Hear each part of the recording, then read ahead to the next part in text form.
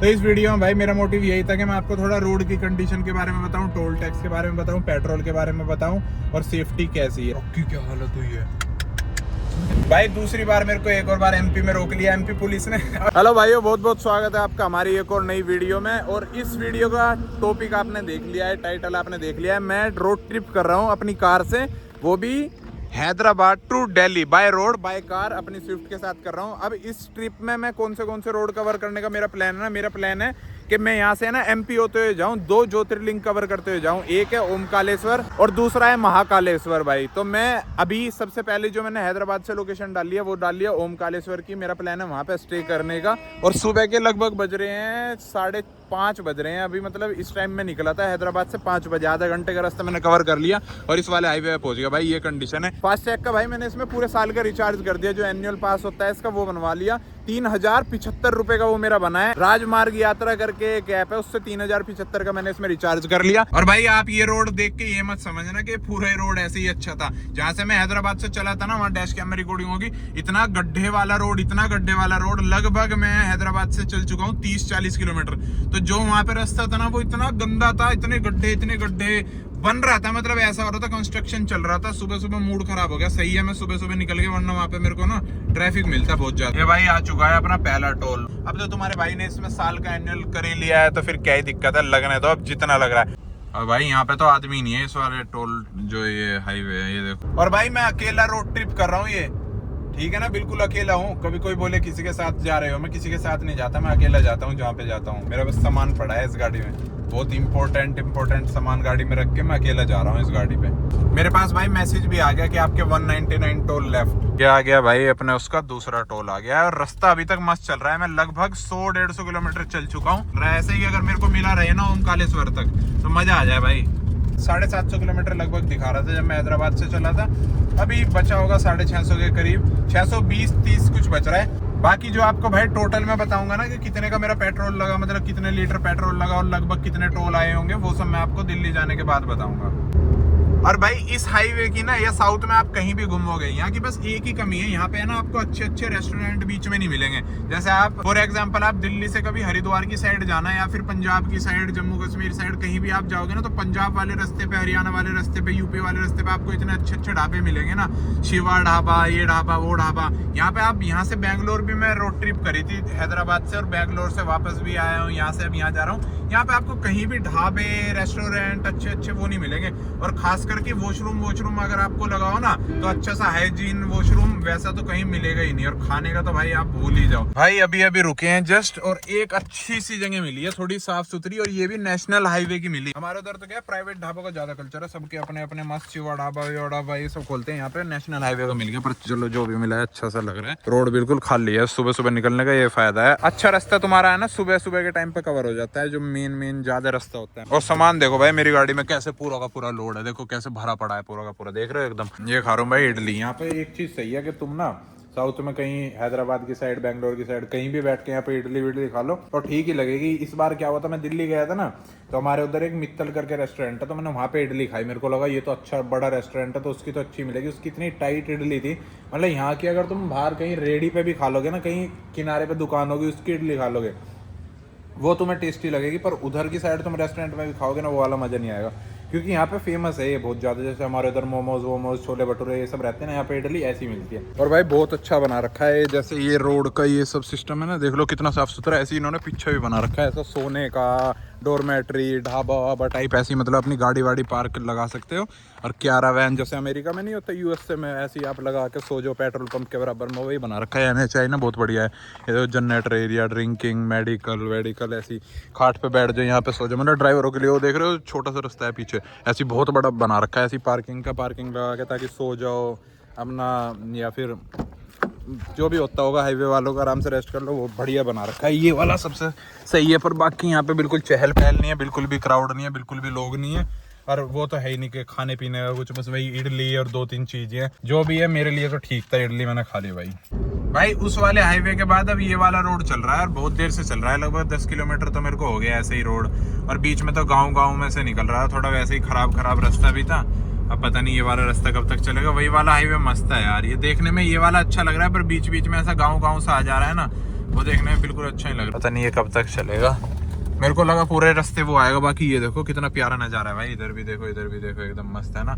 ये फायदे तो है रोड ट्रिप के। अगर आप लोग रोड ट्रिप करते हो ना तो आपको ऐसे ऐसे नज़ारे जो आपको देखने को मिलेगा ना रोड ट्रिप पे, वो फ्लाइट में कभी देखने को नहीं मिलेगा। ट्रेन में हालांकि अच्छे अच्छे व्यू आते हैं जंगल के, पर ऐसे वाले व्यू कभी आपको ट्रेन में भी नहीं दिखेंगे भाई। लगभग 200 किलोमीटर हम चल चुके हैं और MH की गाड़ी यहाँ पे हमको दिखनी शुरू हो चुकी है। मतलब हम पहुंच चुके हैं महाराष्ट्र में भाई। हमको अभी महाराष्ट्र पुलिस ने भी रोक लिया था, मुझको रोका। कभी भी ऐसे कहीं भी कोई से स्टेट में रोके ना तो घबराओ मत। सबसे बड़ा अगर तुम घबराओगे ना तभी तुम्हें कोई, पहली बात तो मैं तो कुछ जजमेंट दे ही नहीं सकता कि कोई रिश्वत लेना चाह रहा था या कुछ नहीं। मेरे को अच्छे से रोका उन्होंने जेन्युइनली। उतरो कभी मत, शीशा खोलो, ऐसी बात करो। तुम उतरोगे ज्यादा घुसोगे ना जाओगे तो ज्यादा तुमको परेशानी कोई कर सकता है। मेरे को हालांकि कुछ नहीं बोला, महाराष्ट्र पुलिस अच्छी थी भाई। शीशा खोला मैंने, तुरंत मेरे से बोला गाड़ी के कागज दिखाओ। मैंने बोला आप ऑनलाइन चेक कर सकते हो तो देख लो एक बार, क्योंकि ढूंढने पड़ेंगे कहाँ क्या देखूंगा। उसमें बोला उन्होंने तुम्हारा इंश्योरेंस तो एक्सपायर दिखा रहा है इसमें पुराना। मैंने कहा अच्छा दिखा रहा है तो मैं ढूंढता हूँ। मैंने कि है मेरे पास, क्योंकि मैंने कर रखा था भाई एको से। तक मैं उसको डाउनलोड करके और वो करने की कोशिश कर रहा था। फिर अपने आप पीछे गए, क्या पता उन्होंने चेक कर लिया वैसे ही सोच रहे हो। मैंने कि ठीक है मैं करता हूँ। मैं एको डाउनलोड ही करने लग रहा था, तब तक उन्होंने बोल दिया अपने आप जाओ जाओ। पूछ रहे थे पीछे क्या है, मैंने कि सामान वगैरह, सिलेंडर तो नहीं है। मैंने कि नहीं सिलेंडर नहीं है भाई। बीच बीच में ऐसे ऐसे रास्ते भी एक्सपेक्ट कर सकते हो आप। ये देख लो कैसे टूटा टूटा सा रोड है। अब यहाँ से दूसरा हाईवे एक चढ़ने वाला है इधर से। ऐसा नहीं है आपको पूरा रास्ता स्मूथ मिलेगा, बीच बीच में आपको ऐसा रास्ता भी मिलने वाला है जैसे कि आप देख रहे हो अपनी आंखों के सामने। भाई दोबारा से ये अच्छा हाईवे आ गया, इस पे चलते हुए हो गया मेरे को दोबारा 50-60 किलोमीटर। अभी मेरी डेस्टिनेशन बची है यहाँ से 390 किलोमीटर दूर। ये देखो भाई कितना अच्छा रास्ता है, सोचा आप लोगों के साथ शेयर कर दूं। बड़ा प्यारा सा व्यू है यहाँ पे, प्यारा सा नज़ारा है, एकदम मस्त भाई। अपनी ट्रिप पे मैं दूसरा टैंक फुल करा रहा हूँ यहाँ पे। लगभग अपना मेरी गाड़ी चल चुकी है 500 किलोमीटर। अब 200-250 किलोमीटर बचा है यहाँ से मध्य प्रदेश ओमकालेश्वर। भाई ये दूसरी बार भरवाया, 3543 रुपए का तेल आ गया। पहले वहाँ भरवाया था हैदराबाद में, वहाँ तो 4300-4400 का आ गया था। 1 या 1.5 टैंक और लगेगा ही लगेगा इसका। देखते हैं कहाँ तक चलती है अब इसमें। बाकी भाई इसी पेट्रोल पंप पे खाने का स्टॉप है ये। अच्छा मतलब बाकी तो यहाँ पे मैंने बताया ना आपको, साउथ में कहीं आपको रेस्टोरेंट अच्छे मिलेंगे नहीं। बड़ी मुश्किल से पेट्रोल पंप के पास में अच्छी सी जगह दिखी है, वाइल्ड बीन, जहाँ पे बैठ के हम खा सकते हैं। और टेस्ट भाई मैगी खाई है, चीज़ मैगी 110 की थी पर अच्छी थी। मतलब जो भी तो थोड़ा बहुत यहीं से खाएंगे, पिज्ज़ा विज़्ज़ा सैंडविच वैंडविच और चलेंगे। क्योंकि भाई ऐसी उल्टी सीधी जगह से अगर आप खा लोगे ना तो पूरे रास्ते परेशान हो जाओगे भाई। कोई मेरा भाई यहाँ पे एमपी में मारे ना रोड ट्रिप तो एक चीज का ध्यान रखें, यहाँ पे गाय भैंस कभी भी रोड के बीच में आ जाती है बहुत सारी। राजस्थान में और एमपी में इस चीज का खास करके ध्यान रखें भाई। हम रास्ते में घुस गए कहीं एमपी में, यहाँ केलों की खेती हो रही है और अभी ना पीछे एक अंकल थे, मतलब बहुत सारे ट्रक लग के है ना या केले उतार रहे थे। तो हमने सोचा रेट ले लेते हैं केलों के, ऐसे ही पूछ लेते हैं। हमने पूछा दे दो, तो यहाँ पे क्या है ना बड़े बड़े गुच्छे के पूरे टंग रहे हैं ना, तो ये निकल के ट्रक में जा रहे हैं। वो बोले ऐसा तो यहाँ पे बिकते नहीं है, किसान है हम तो वैसे ही देते हैं। मैंने कहा अच्छा, मैंने कोई नहीं एक दे दो। वो एक पंजा अपने आप उन्होंने उतार के दे दिया। हमने पूछा कितने पैसे, कह रहे नहीं कोई पैसे नहीं रख लो। मैंने 3-4-5 बार पूछ लिया, मैंने बताओ ना ऐसे देने। अब जबरदस्ती कैसे करो भाई, ले ही नहीं रहे। तो ये देख लो किसानों का ये होता है, ऐसा बड़ा दिल होता है किसानों का। ये ऐसे ट्रक खड़ा था भाई, ये जो खड़ा है ना ऐसा ये कर रहे हैं खेती। ये भाई रास्ते में है कहीं नदी वदी सी पड़ी है, ये नहीं पता क्या है। उधर क्या बन रहा है, वो पुराना हिस्टोरिक सा, ये पता नहीं भाई क्या है, शायद मंदिर वंदिर का कुछ। और उधर पानी उतर रहा है, उधर देखो। यहाँ पे रास्ते में रुका हूँ, आ गया हूँ। 150 किलोमीटर बच रही है जो ओमकालेश्वर टेम्पल है वो। भाई दूसरी बार मेरे को एक और बार एमपी में रोक लिया एमपी पुलिस ने। और सबकी वही स्ट्रेटेजी रहती है, तुम्हारा भाई भी फुल कॉन्फिडेंस में रहता है गाड़ी से। बता रहा हूँ ना, नीचे उतरो ही मत, बैठे रहो। कोई पूछ रहा लाइसेंस निकाल दिया भाई। और वो पता है क्या बोल रहा था, कह रहा अरे लगेज इनका चालान बना, ऐसे करके। वो सोच रहा था ताकि हम घबरा जाएं या डर जाएं, उतर के मैं जाऊं सर क्या हुआ। बनाता मेरे से तो बोलता, अगर कोई बोल ले भी ना मैं तो मतलब सच बताऊं ऐसे आप बना दे भाई। अच्छा ये मैंने कहा हाँ ठीक है सबका काट दो जो क्या। इनसे बहस बिल्कुल किसी से मत करो, इज्जत से बात करो, इज्जत से अपने बैठे रहो, चुप बैठे रहो सान। तो छोड़ दिया, मतलब वो भी पता नहीं शायद कोई और गाड़ी उन्होंने पकड़ ली थी इसीलिए कह रहे चलो कोई बात नहीं पहले इसी पे ध्यान दे। भाई नज़ारे देखो तुम, वो सब इग्नोर करके नज़ारे देखो जरा। ऐसा लग रहा है ना कश्मीर की तरह घाटी है भाई, मस्त सीन है। एमपी बड़ा सुंदर है यार, बारिश के टाइम में और सुंदर लगता है भाई। ये देखो एमपी में ऐसे होता है, अगर आप सोचते हो ना रोड पे पूरा रोड घेर के खड़े हैं, मुझे बिल्कुल साइड से बिल्कुल थोड़ी सी जगह से ऐसे करके निकालना पड़ेगा। तो यहाँ पे गाय भैंसों का ऐसे पूरा का पूरा राज होता है। तो कभी भी आप लोग यहाँ से सोचो तो थोड़ा धीमे ही चलाओ, बारिश का वैसा मौसम हो रहा है और यहाँ पे गाय भैंस का पूरा रात चलता है। भाई पहुंच चुके हैं हम ओमकारेश्वर, इधर पार्किंग है सरकारी, वहाँ पे पूरी रात के लिए लगा दी। 150 रुपये इन्होंने हमसे मांगे। उधर डैम है। तो अब हमारा टास्क यही है कि हमको होटल ढूंढना है। और गाड़ी की कंडीशन आप एक बार चेक करो भाई, कैसे एकदम धूल मिट्टी में पूरी की पूरी जो है ये गंदी हो चुकी है, देखो। चलो अब चलते हैं भाई, यहाँ से होटल लेता हूँ। बैग मैंने निकाल लिया है अपना।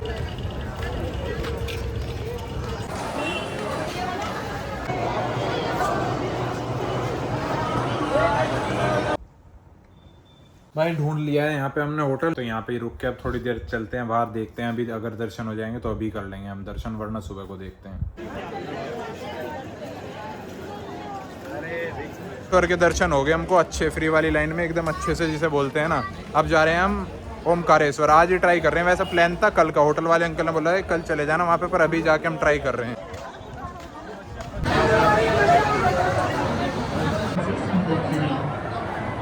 भाई मस्त दर्शन हो गए, एकदम मस्त, इसको बोलते हैं ना आराम से। हमको तो आज फ्री की लाइन में, कोई पैसे दे के लाइन में नहीं लगना पड़ा। पर भाई ये भी खरीद लिया हमने यहाँ से शिवलिंग, इनकी भी बहुत ज़्यादा मान्यता होती है। इनको घर पे जाके ऐसे स्थापित कर सकते हो आप, पूजा नहीं करनी होती। बोलते हैं घर के अंदर जो रखते हैं उनको अंगूठे से छोटे वाला लेना पड़ता है। फॉर एग्जाम्पल आपको दिखाऊँ मैं भाई, इसमें छोटा छोटा हीरा, ये जैसे छोटा सा है तो इसको हम घर के अंदर रख सकते हैं। और जो बड़े वाले होते हैं उनको घर के बाहर रखते हैं, ऐसा भैया ने बताया। तो ले लिए भाई, 300-750 रुपये के मिले हैं, मतलब 250 रुपये का एक है वो वाला साइज़।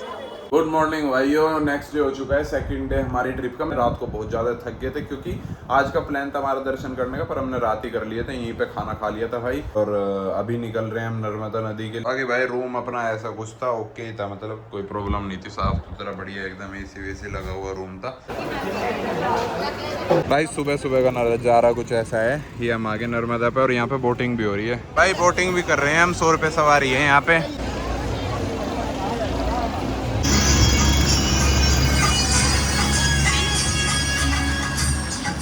ओम का बिंदु है ये पर्वत। अच्छा, पूरा पर्वतीय प्रवाह आकार में बना हुआ है, पूरा पर्वतीय प्रवाह आकार में। पहाड़ी के उस साइड कावेरी नदी है।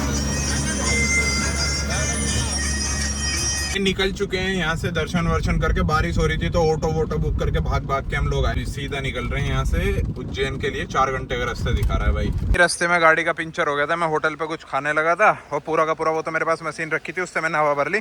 और होटल से बिल्कुल थोड़ी सी आगे पंचर वाले भैया की दुकान थी, तो यहाँ पे और तुरंत मिल गया क्योंकि आवाज़ आ रही थी उसमें पूरी तेज तेज। मैंने 40 हवा भर दी थी इसमें, तो तेज तेज आवाज़ आने लगी थी। वाले टायर में भी शायद पंचर है क्योंकि इसमें भी बिल्कुल 0 हवा हुई पड़ी थी। अगले वाले में तो भैया ने लगा दिया, पीछे वाले में भी। और भाई महादेव ने मेरे को एक गिफ्ट दिया है। मैं ओमकारेश्वर गया था ना, अभी दिखाता हूँ आपको, मिलवाता हूँ गिफ्ट से। इसको बोल रहा हूँ शीशा खोलो, शीशा खोलता ही नहीं है। ये है भाई गदा गिफ्ट, मेरे को दे दिया है महाकालेश्वर भगवान ने। ओ सॉरी, ओमकारेश्वर भगवान ने दे दिया है इसको।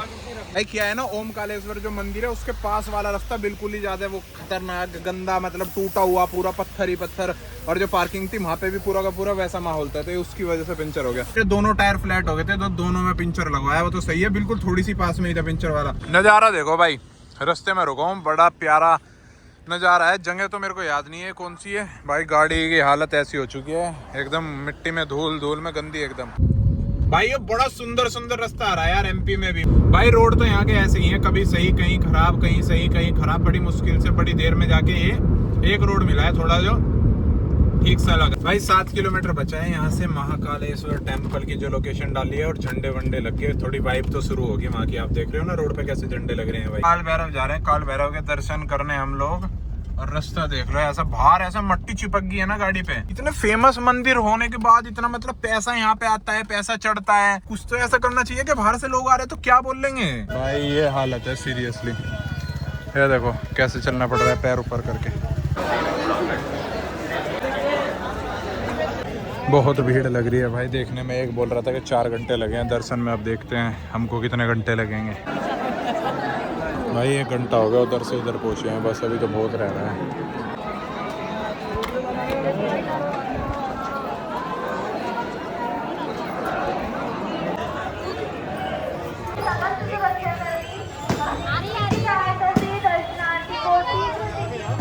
भाई हो गए हैं दर्शन। तो जो शीघ्र दर्शन वाली टिकट होती है ना भाई, वो ले ली थी मैंने 250 रुपये की। यहाँ तो बिल्कुल टाइम नहीं लगा, जो टाइम लगा था ना काल भैरव पे लगा था, बहुत बुरा टाइम लगा था। पर भीड़ यहाँ पे भी पूरी है अगर आप नॉर्मल लाइन से जाओगे भाई। पर सबसे ज्यादा भीड़ थी भाई काल भैरव पे। बाकी यहाँ पे हमारे दर्शन हो गए अच्छे। अब हम यहाँ पे शक्तिपीठ देख रहे हैं और थोड़ी मार्केट शक्तिपीठ देखते हैं क्या है। भाई महाकाल में तो ले जाने नहीं दिया मोबाइल, तो मैं आपको यहाँ के दर्शन करा देता हूँ। पे दर्शन हो गए। यहाँ पे भीड़ बिल्कुल नहीं थी, जो माता का टेम्पल है। बाकी उज्जैन का तो थोड़ा ऐसा है कि आप अगर 250 वाली टिकट लेके जाओगे तो अच्छे दर्शन हो जाएंगे, पर काल भैरव पे कोई टिकट विकट वाला सीन नहीं था। हो सकता है वीआईपी वाली एंट्री हो कहीं से, तो वो ठीक था, पर मैं तो यहाँ 250 दे के गया था कि क्यों रिस्क लेना। महाकाल में तो अच्छे हो गए दर्शन। बाकी यहाँ पे माता के यहाँ पे भी बहुत अच्छे दर्शन हो गए हमारे। वहाँ वीडियो बनाना बिल्कुल अलाउड नहीं था, यहाँ तो मैंने थोड़ी बहुत अंदर बना ली। उज्जैन में तो हमारा मतलब यहाँ पे महाकालेश्वर में फ़ोन ही अंदर रख लिया था। चलो भाई चलते हैं, यहाँ से बताता हूँ, फिर मैं आपको रोड की अपडेट देता हूँ यहाँ से दिल्ली जाने की। मार्केट है भाई बाकी उज्जैन मंदिर के बाहर की। ये सब आपको खाने का, मूर्ति, सिंदूर, बाकी शिवलिंग की वो मूर्ति छोटी छोटी घर में रखने की, और खाने के पकोड़े, चाय, ये सब मिलती है इधर। लो भाई दूर से ही दर्शन कर लो महाकाल के। यहाँ से अंदर से तो मैं आपको करा नहीं पाया, मोबाइल नहीं ले जा पाया, क्योंकि होटल देखता हूँ भाई इधर मिलता है तो, वरना कुछ खाने पीने का देखता हूँ, खाता हूँ। फिर मिलेगा होटल तो ठीक है, नहीं तो 1-2 घंटे गाड़ी चलाएंगे, कहीं और जाके होटल लेंगे। उज्जैन में भी रुक गए हैं एक रात के लिए। यहाँ पे होटल देख लिया है, थोड़ा ठीक ठाक सा मिल गया है, तो यहाँ पे भी रुक के और जो है सुबह सुबह निकलेंगे यहाँ से। 6-7 बजे निकलने का प्रोग्राम है सीधे दिल्ली के लिए भाई। ऐसा कुछ है भाई, रूम अपना ठीक ठाक सा है, साफ सुथरा है एकदम। तो यहाँ पे अब रुकते हैं, सुबह सुबह निकलते हैं 6 बजे। 6 बजे निकलेंगे दिल्ली के लिए, तो 10-11-12 घंटे का रास्ता है यहाँ से, अगर ट्रैफिक ना हुआ तो। जय श्री महाकाल हमारे भाइयों को। डे 3 हो चुका है भाई, अपने डेस्टिनेशन की तरफ चलते हैं सीधा दिल्ली। गाड़ी उठाएंगे यहाँ से। अभी बजे हैं लगभग 8 बज रहे हैं भाई। ऐसा है कुछ सुबह का नज़ारा, ये देख लो। भीड़ होगी, रात में कुछ नहीं था, बिल्कुल खाली हो गया था। तो हमको लग रहा था पार्किंग वार्किंग हमको ऐसे ही मिल गई बड़ी इजीली। तो होटल वाला बोल रहा था कि भैया हटा मत देना गलती से भी, यहाँ कुछ नहीं पता कब एकदम भीड़ बढ़ जाए, कहाँ से कौन सा रास्ता पुलिस वाले खोल दें। हम भाई रात को गए थे उधर वाले रास्ते से, तो इधर वाला भी शायद ये एंट्री का रास्ता है। हमने तो वीआईपी वाली टिकट ले ली थी, तो उधर से एंट्री हो गई थी। इधर से शायद ये नॉर्मल वाली जो लाइन होती है वो इधर से रास्ता होगा भाई। गाड़ी के पास और कंडीशन चेक करो एक बार, कैसे मिट्टी चिपक रही है इस पे। देखो भाई, ये देख रहे हो रेलवे में तो बिल्कुल मैं कह रहा हूँ चिपकी पड़ी है, फंसी पड़ी है भाई बिल्कुल दोनों साइड से। ये इधर भी भाई देखो एक बार, ये देखो। उज्जैन के बारे में आपको बता देता हूँ मैं थोड़ा सा। यहाँ पे अगर आपको दर्शन करने आना है ना, तो जो हमको बताया है ना, लोगों ने 4 मंदिर बता रहा है, कोई 5 बता रहा है, कोई 3 बता रहा है, कोई कितने बता रहा है। हमने भाई मेन जो होते हैं ना, सबसे मेन होते हैं 2 मंदिर। एक काल भैरव जिनको बोलते हैं यहाँ के सेनापति, क्योंकि महाकाल है यहाँ के राजा। तो जो सेनापति है ना यहाँ के, उनसे अर्जी लगानी पड़ती है कि हमको महाकाल से मिलने जाना है, राजा से मिलने जाना है, तो परमिशन मांगनी पड़ती है। ठीक है, हमने वहां पे जाके दर्शन करे, जिसमें हमको टाइम लगा, क्योंकि शायद वहां पे वीआईपी जो टिकट वाली लाइन होती है ना, वो नहीं थी। शायद आप जुगाड़ उगाड़ से घुस सकते हो। हमने लाइन में लगे 2-2.5 घंटे लगे हमको, बहुत हालत खराब हो गई थी, मतलब ऐसा माहौल था। पर सही है, उस टाइम बारिश नहीं हुई थी। हमारे जाने के बाद तुरंत बारिश हो गई थी, तो जो बारिश में खड़े होंगे उनका बुरा हाल हुआ होगा। वहां से आने के बाद हम आए उज्जैन, यहाँ पे मतलब महाकाल जी के पास। यहाँ पे हमको टिकट जो 250 रुपए वाली होती है शीघ्र वाली, वो मिल गई किस्मत से। और ऐसे मिली कि बिल्कुल बंद ही हो रहा था काउंटर, वो तुरंत के तुरंत तुम्हारी भाभी की वजह से मिल गई एकदम। ये भाग के गई ना, तो उसने फिर भी मतलब गेट पे होके मिल गई 2 टिकट भाई, हमको वहां से ले ली हमने फटाफट। और यहाँ पे दर्शन ऐसे हुए एकदम, मतलब चल भागते भागते हम गए, क्योंकि वीआईपी वाली लाइन थी, उसमें ज्यादा भीड़ थी नहीं। और आराम से बाहर वहां देख के खड़े होके और आराम से हम लोग निकल गए। और भाई मंदिर से थोड़ा सा सामने ही एक शक्तिपीठ है, जो मैंने फोटो वीडियो भी डाली थी, जो माँ का मेरे को नाम याद नहीं आ रहा, श्री हरि करके माँ है, मतलब जो भी। तो उनके दर्शन हमने करे वहाँ पे। ये 3 टेम्पल हमने करे, तो हमारे लगभग में भाई कंप्लीट हो गए। और जो अगर हमारे छूट गए हो तो उसके बारे में हम कुछ बोल नहीं सकते, क्योंकि लोग तो भाई बताए जाएंगे। यहाँ ऑटो वालों से एक हिस्सा पूछोगे ना, तो वो तो बताया जाएगा, और उनको ये लगता है कि इनको मैं बैठा के ले जाऊँ।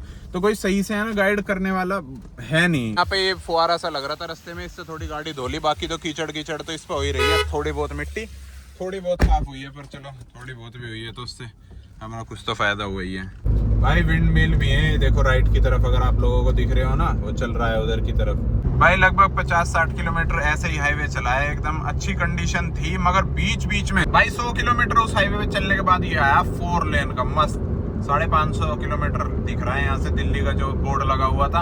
और ये वाला हाईवे है देखो एकदम अच्छा 4 लेन है, वो वाला तो भाई 2 लेन, बीच में 3 लेन हो जा रहा है, फिर 2 लेन हो जा रहा। मतलब 3 तो उसकी वैसी ही थी कि आपको मुफ्त में मिल रही थी, थोड़ी सी आप हाईवे पे चल रहे हो तो गिफ्ट मिल रहा था।